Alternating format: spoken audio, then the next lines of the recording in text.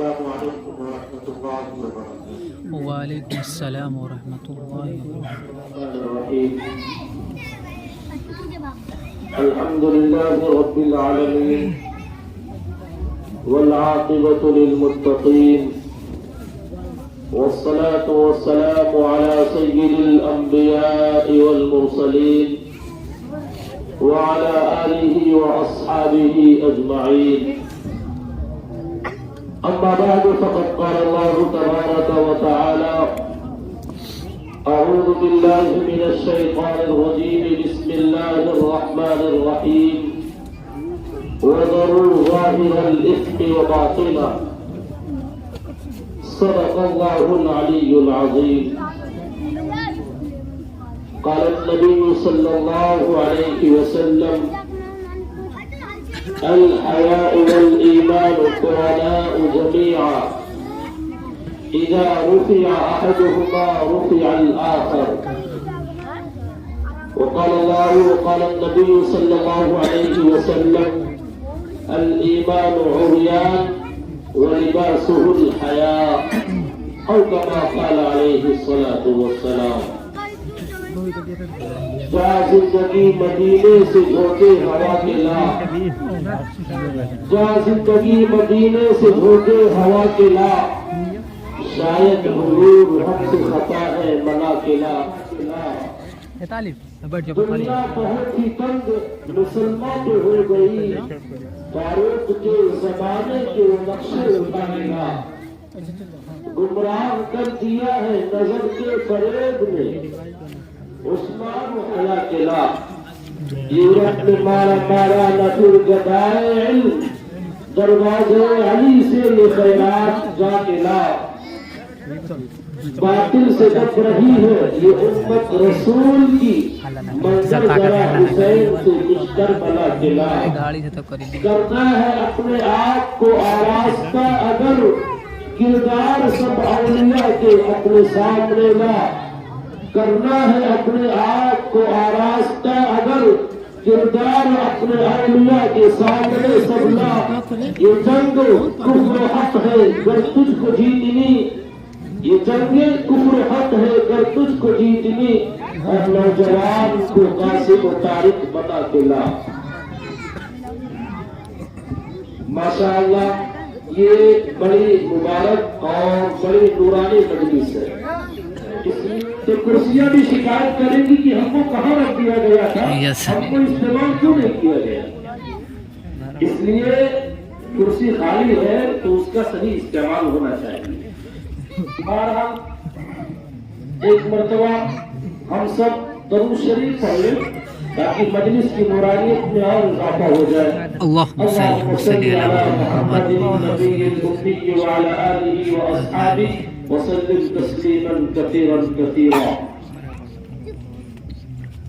Stage پر جلوہ افروز حضرات ایک چھوٹی سے چھوٹی چیز بھی بناتے ہیں یا اس کو خریدتے ہیں تو اس کا کوئی نہ کوئی مقصد ہوتا ہے.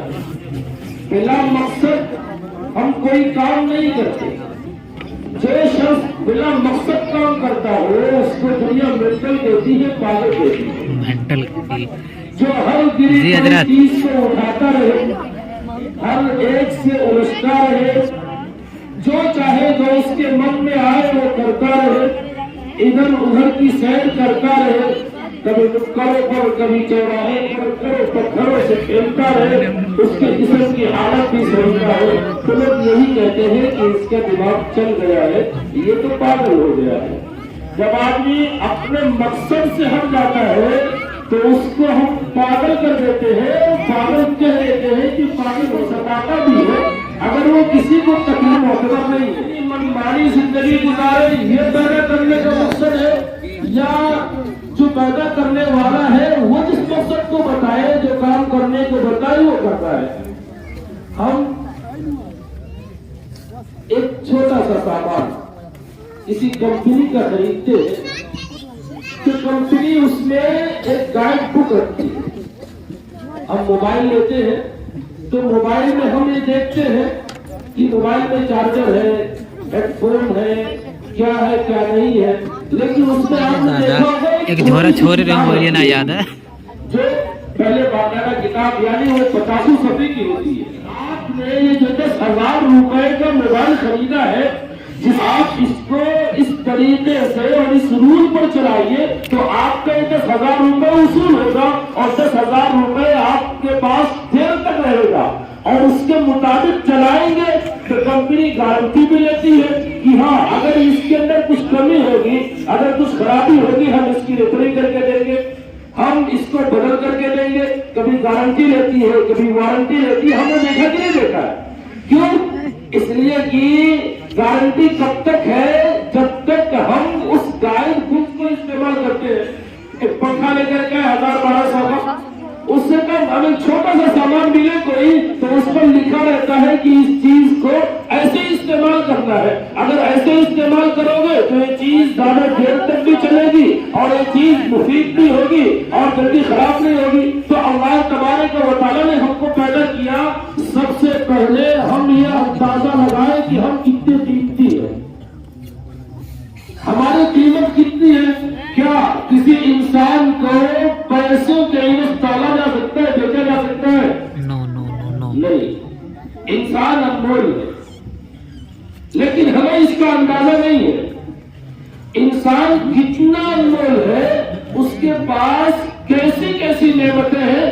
دنیا بھر میں پوری کائنات میں تم پھر لو، پوری کائنات میں جتنی نعمتیں ملے گی، مشینیں ملے گی، اللہ تبارک و تعالیٰ نے انسان کے اندر وہ فٹ کر دی ہے. وہ کون سی انسان میں نہیں رکھی ہے، کتنی قیمتی ہے. میں آپ کو ایک دو مثال دے کر کے سمجھاؤں تاکہ بات سمجھ میں آئے کہ یہ چیز کتنی قیمتی اور ہمارے پاس کتنے زیادہ مالدار تھا اور اس کے مال کا کوئی ٹھکانا نہیں، کوئی گنتی نہیں تھی. ہم اور آپ، یہ آنکھ کے اوپر ایک پلک ہے. ہم اس کو جب چاہتے ہیں اور آٹومیٹک اوپر نیچے ہونے میں اللہ تبارک و تعالیٰ کی کتنی بڑی قدرت ہے. جو اتنا بڑا مالدار تھا وہ اللہ تبارک و تعالیٰ نے اس کی جو اسپرنگ ہوتی ہے یعنی اوپر نیچے جو ہوتا ہے اس کو فیل کر دیا. اب اس کی آنکھ تو صحیح سالم ہے لیکن وہ اس کے پردے سے ڈھکی ہوئی ہے. اب اتنے بڑے خزانے کا وہ مالک ہے، اس سے کسی نے پوچھا بتلاؤ تمہاری بڑی تمنا اور آرزو کیا ہے؟ تو کہنے لگا ہماری بڑی تمنا اور آرزو یہ ہے کہ ہم ایک مرتبہ اپنے اس خزانے کو اپنی آنکھ سے دیکھنا چاہتے ہیں. جب وہ دیکھنا ہوتا تو ہاتھ سے پلک کو اوپر کرتا پھر دیکھتا. کہنے لگا میری بڑی تمنا اور آرزو یہ ہے کہ ایک مرتبہ میں اس خزانے کو اپنے ہاتھ سے پلک اٹھائے بغیر دیکھ لوں. یہ میری بڑی تمنا اور آرزو ہے. اب بتائیے اتنے بڑے خزانے کا مالک ہے لیکن وہ اسپرنگ فیل ہو گئی. دنیا کی کوئی طاقت نہیں بنا سکتی اس کو صحیح نہیں کر سکتی. ہم جو پانی پیتے ہیں اللہ تبارک و تعالیٰ نے جو مشین اندر سے کی ہے گردے کے اندر، اس میں جو چھلنی لگا رکھی ہے جس سے وہ چھلتا ہے، اس میں ایک ایسی مشین لگائی ہے جو یہ سپلائی کرتی ہے، بتلاتی ہے کہ اس کو پیشاب بننا ہے، اس کو خون کی طرف جانا ہے، اس کو کھلا جگہ جانا ہے. آج ایک گردے کا ٹرانسفر کرنا ہو تو کئی لاکھ روپے لگ جاتے ہیں. تو جب ماہرین ڈاکٹر بیٹھے ہوئے تھے تو اس میں یہ سوال ایک عالم نے پوچھا، اچھا یہ بتاؤ اتنا زیادہ خرچہ ایک گردے کے ٹرانسفر پر ہوتا ہے، کیوں نہ کوئی ایسی مشین لگا دی جائے جو اس کا کام کرے. کہنے لگے مشین تو بنے گے لیکن مشین یہ اندازہ نہیں کر سکتی کہ اس کو کتنا پانی اس کے پیٹ میں رکھنا ہے، کتنا پیشاب کی طرف بھیجنا ہے، کتنا اس کو خون کی طرف بھیجنا ہے، جس میں کسی کی طرف بھیجنا ہے، یہ کسی کے پاس نہیں. اور اس کے اندر جو باریک گریلیں لگی ہوئی ہے، جالیاں لگی ہوئی ہے، اس جیسی جالی ہم نہیں بنا سکتے. اور اگر اس جیسی جالی بنائے تو کروڑوں خرچ ہوتے لیکن کوئی گارنٹی نہیں کہ ایسا کام کرے گی. کتنا اللہ تبارک و تعالیٰ نے ہم کو قیمتی بنایا اور کتنا اللہ تبارک و تعالیٰ نے ہم کو نعمتوں سے نوازا ہے.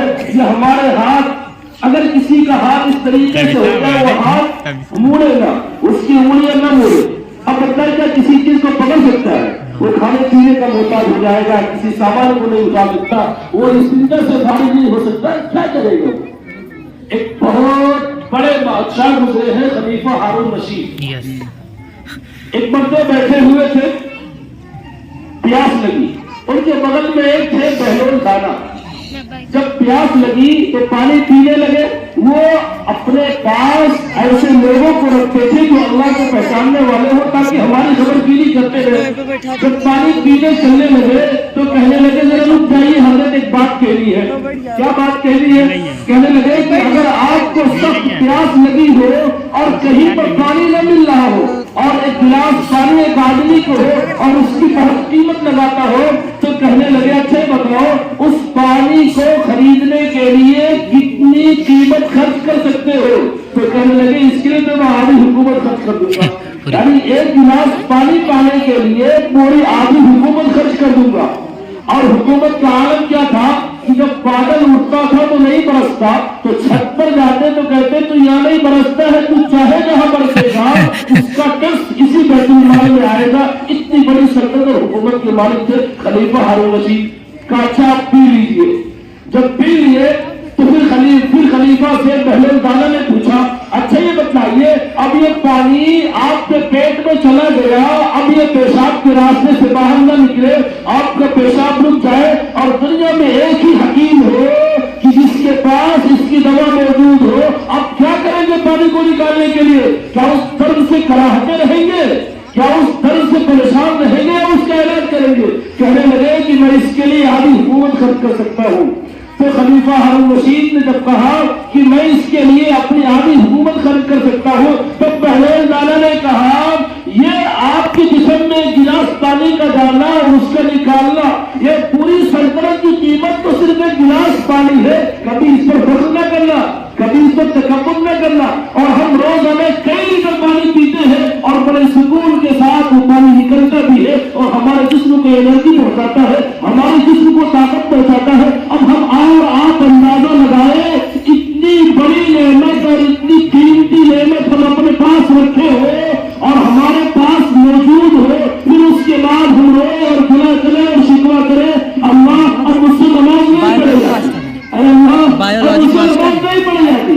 اذان مسجد میں ہو رہی لیکن اس گھر کے آواز آنے کی کوئی فکر نہیں. وہ جس طریقے سے ہے اسی حالت میں موجود ہے, نہ تو ان کو اپنے ساتھ ڈھانپنے کی فکر ہے اور نہ ہی نماز کی فکر ہے. اور اگر گھر میں کوئی بیمار ہو جائے اور گھر میں ذرا سی پریشانی آ جائے اور گھر میں کوئی مشقت میں مبتلا ہو جائے تو کہتے ہیں چلو سب لوگ اللہ کے سامنے رہو, اللہ کے سامنے کو ملاؤ, دعا کرو, اللہ تبارک و تعالیٰ ہماری مصیبت کو دور کر دے, اللہ ہمارے بیمار کو شفا دے دے. مسجد میں ترتیب بناتے ہیں کہ چلو مسجد میں دعا کر دو. اچھا یہ بتائیے ہم جب صحت مند ہو, صحیح سالم ہو, ہم مسجدوں میں نہ جائے, ہم اپنے گھروں میں مسلے نہ بچھائے. ہم جب بیمار ہو جائے تو مسجد میں پرچیاں بھیجے تو جتنے صحت مند ہوں گے وہ تو سب بازاروں میں گھوم رہے ہوں گے, جو بیمار ہے وہ اسپتال میں بھرتی ہے. مسجد میں دعا کون کرے گا؟ مسجد میں ہم نے بھیجا اللہ کے گھر میں جا کے دعا کر دو. اگر ہم نے متعین ایمان نہیں رکھا ہے مسجد میں کون ہوگا؟ کم سے کم یہ تو سوچنا چاہیے ہم جب صحت مند ہے, صحیح سالم ہے, ہم مسجد میں نہیں گئے. اب جب مسجد میں نہیں گئے جو بیمار ہے وہ اسپتال میں پڑا ہوا بیڈ پر کرا رہا ہے اور ہم کہتے ہیں اللہ کے گھر میں دعا کراؤ, اللہ ہماری دعا کو, اللہ نمازیوں کی دعا کو سنے گا, اللہ ٹھیک کر دے گا. جب تندرستی کے عالم میں نہیں پڑھیں گے اور تندرستی کے عالم میں اس طریقے سے گھومیں گے تو یہ دعا کون کرے گا؟ کیا ہمیں امید لگاتے ہیں کہ ہم اس طریقے سے گھومیں؟ ہم نوجوان ہم کو چاہے وہ کرے. یاد رکھنا نوجوان بڑا قیمتی ہوتا ہے. نوجوان یہ اس سے فرق نہیں ہے. کوئی یہ نہ سمجھے کہ صرف نوجوان مردوں کی بات ہو رہی ہے. نوجوان مرد ہو یا نوجوان لڑکی عورت ہو, اللہ تبارک و تعالیٰ کا اس کا بہت اونچا مقام ہے. اللہ تبارک و تعالیٰ ان کے اندر ایسی طاقت اور ایسی قوت آ رہی ہے آبشار سے چٹانیں چور ہو جائے جو آج میں سفر پیدا. چٹانیں چور ہو جائے جو آج میں سفر پیدا. اگر گاؤں میں کوئی خلفشار ہو جائے, گاؤں میں کوئی اس طریقے کا واقعہ پیش آ جائے تو گاؤں کے کنارے حفاظت کرنے کے لیے کون کھڑے ہوتے ہیں؟ نوجوان کھڑے ہوتے ہیں. کیوں؟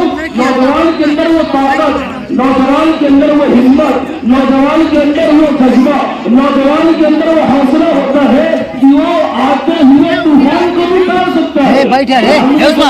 لوگوں سے اتنا قیمتی اور نوجوان کے اندر یہ طاقت ہے, نوجوان کے اندر یہ حوصلہ ہوتا ہے. لیکن اسے نہ جانے کس بات लाख का गुरूर और घमंड है, अगर उससे कहा जाए जरा अल्लाह तबारक व तआला के हुक्मों की जानिब आ जाओ, तो ऐसा लगता है कि जैसे उसे किसी पहाड़ को उठाने के लिए कहा गया। जबकि नौजवान चाहे तो पहाड़ भी एक जगह से दूसरी जगह कर सकता है, इसलिए कि उसकी कुव्वत जवान होती है, उसके सोचने समझने की ताकत जवान होती है। तो नौजवान से अल्लाह के नबी सल्लल्लाहु अलैहि वसल्लम ने नौजवान के ताल्लुक से बहुत बशारतें दी है। और नौजवान अगर अपनी जवानी को अल्लाह की इबादत में लगा दे तो अल्लाह तबारक व तआला उसका ऐसा एजाज़ और इकराम करेगा कि कल क़यामत के दिन जब उसके अर्श के साए के अलावा कोई और साया नहीं होगा, ऐसे नौजवान को अल्लाह बुलाएगा और कहेगा आओ, ये मेरे अर्श के साए में जगह तुम्हें दी जाएगी। सबातुन युज़िल्लुहुमुल्लाहु फी ज़िल्लिही यौमा ला ज़िल्ला इल्ला ज़िल्लु अर्शी। जिस दिन उसके अर्श के साए में कोई जगह, उसके अर्श के साए के अलावा कोई साया नहीं होगा, जिन 7 लोगों को अल्लाह अपने अर्श के साए में जगह देगा, एक वो नौजवान होगा, रजुलुन शाबुन नशअ फी इबादतिल्लाह। वो नौजवान होगा जिस नौजवान की जवानी अल्लाह की इबादत में लगी हो, जिस नौजवान की जवानी अल्लाह तबारक व तआला की इबादत में परवान चढ़ी हो, अल्लाह तबारक व तआला को खुश करते हुए परवान चढ़ी हो, ऐसा नौजवान कल क़यामत के दिन अल्लाह के अर्श के साए में होगा। जिस दिन नफ्सा नफ्सी का आलम होगा, हर एक पसीने में शराबान होगा, कोई अपने एड़ियों के पकड़, कोई अपने कमर के पकड़, कोई अपने कंधे के पकड़, कोई अपने सर के पकड़, कोई बिल्कुल से पसीने